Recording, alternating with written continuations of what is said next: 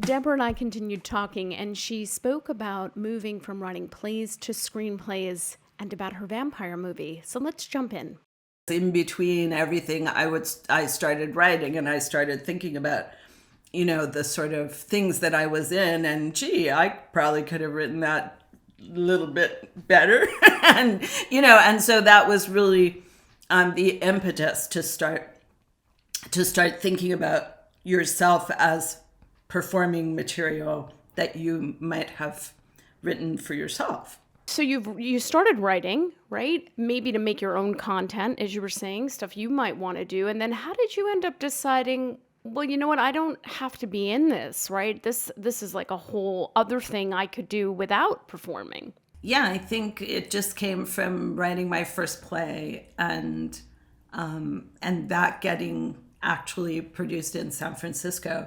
And that was really the first time that I just, I let go of the idea of being part of, performing and just focused on creating the world. And it suited me better. I felt, that's where I felt I was like, I see these people in my head, but I don't need to be them. and that's honestly where my very profound respect for actors comes, because I know how difficult it is and how you really appreciate when someone trusts you to bring what you bring to what they have given you.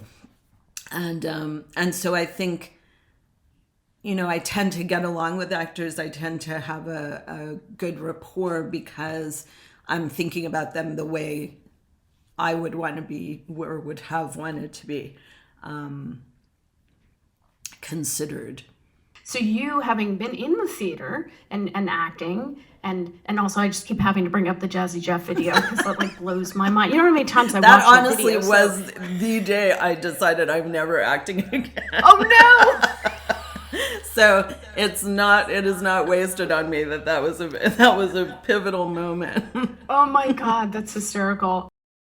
Okay, so now you're writing, right? You've started writing, you get a play, it gets produced, that's amazing. That's like incredible.